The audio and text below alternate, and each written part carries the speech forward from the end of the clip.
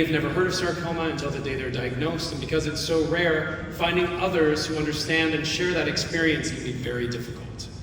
The Compassionate Care Award recognizes a patient navigator or social worker that provides support, friendship, and a bright journey through what can be a dark time. Now please welcome Jonathan Gardner, who will present the 2025 Compassionate Care Award.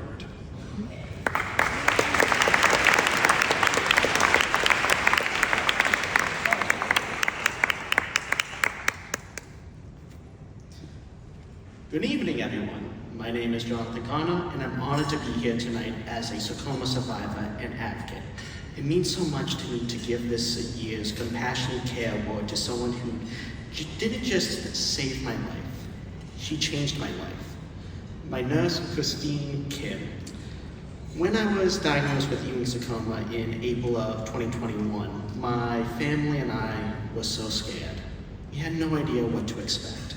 Everything was overwhelming, but from the very first phone call, Christina was there, not just as a nurse, but as a guide, a translator, and someone who truly cares about who I was, not just what I had. My mom and I actually call Christina the science teacher, because she always takes the time to explain every part of my treatment in detail. She never rushes me, and she always answers my questions. She helped us understand things that seemed impossible to process, and her patience and kindness, especially with my mom, meant everything to us. She never made us feel like a burden.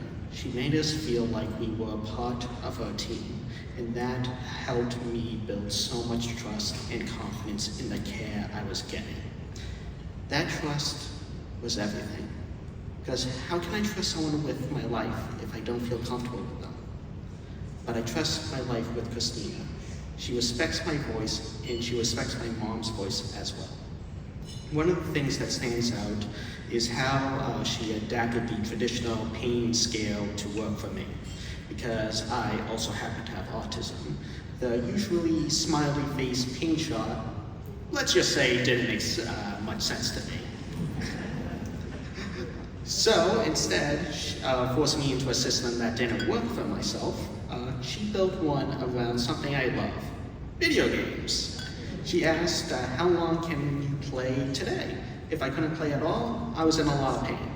That small change made a huge difference because she took the time to understand how I process information. Changing how we communicate can really help patients feel safe, seen, and understood.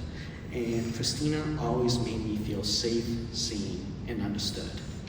To me, Christina is more than a nurse. She's family. I once told my medical team during a checkup, as hard as it was, I'd do it all over again because it brought them into my life. That's how much their care, and especially Christina's care, has meant to me. Christina always tells me, I'm not part of your team through your cancer journey. I'm here for your lifelong journey. And she means it. Even now, 3 years cancer-free, she continues to be there with it. Thank you.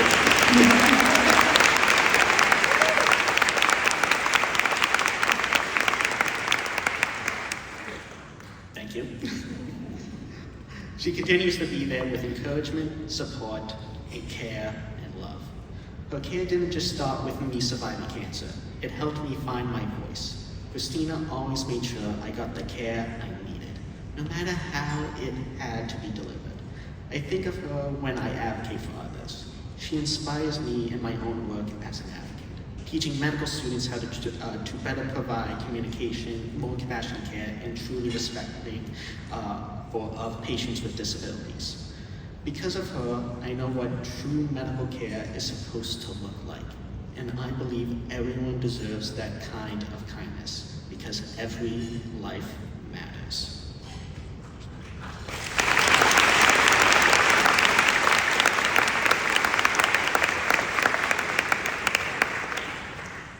Thanks again, I guess.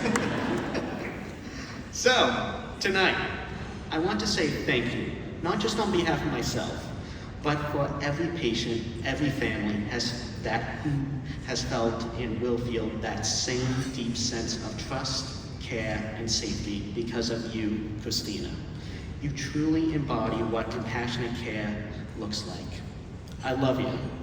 It is now my great honor to present the Compassionate Care Award to Nurse Christina Kim.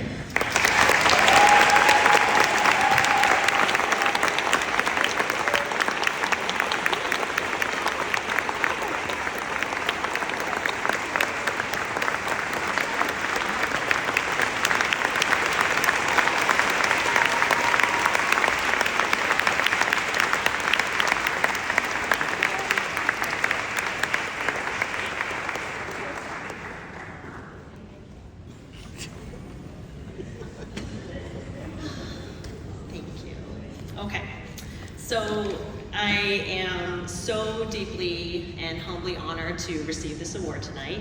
Thank you so much to the Sarcoma Foundation of America for the incredible work you do and for bringing us together in this beautiful space. And I want to especially thank Jonathan, Nancy, and the entire Gardner family who are sitting right here for your nomination and your incredibly generous words. And to my colleagues back at Mass General in Boston, thank you for being such extraordinary partners in this work. Most of all, I want to thank my husband Dave and my two boys who are sitting here who understand my long hours.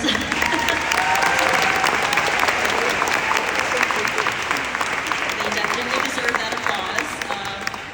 Who understand my long hours and my late night calls, who support me without hesitation, and knowing how important it is to me that I make myself available to my patients and their families. But tonight, before anything else, I want to recognize Jonathan. Like he said, I met him in April of 2021 when he was first diagnosed with Ewing sarcoma. And from the very beginning, he has shown extraordinary strength, not only in facing his own journey, but in his work. Like he mentioned, he has dedicated his young life to advocating tirelessly for the visibility and rights of individuals with disabilities in the healthcare setting. He lectures to medical students, like he said, making sure future doctors understand how to provide inclusive and accessible care. Jonathan, you inspire me every single day, and I'm so grateful our paths have crossed. And as much as I'm honored to receive this award, let's all take a moment to acknowledge this incredible young man.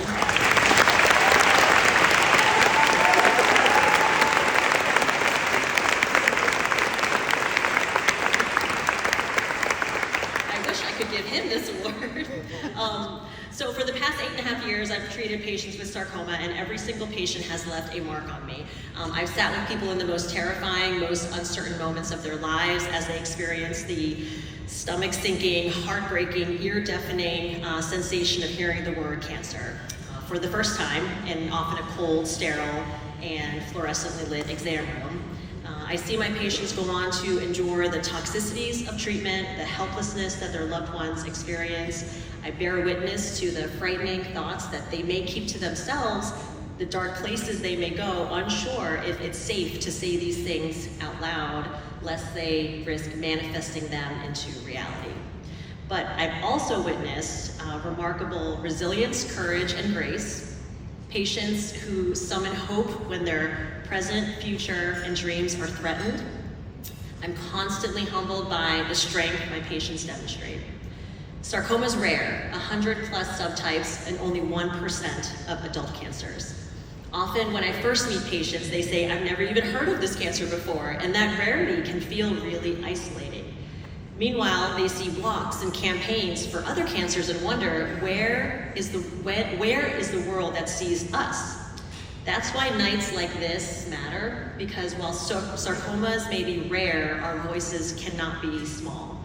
We have to be loud, we have to demand more research, more funding, more awareness, so that no patient ever feels invisible, no family ever feels alone, and so that cures move closer to reality. This award is not just for me, it's for every doctor, nurse, researcher, and care provider who pours themselves into this work. It's for every patient and family who show unimaginable courage.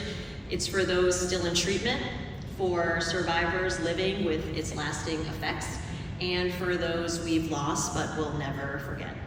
So tonight, I accept this Compassionate Care Award with gratitude, but also with a promise to keep working, to keep listening, and to keep amplifying the voices of this community until sarcoma is no longer a life-threatening diagnosis. Thank you.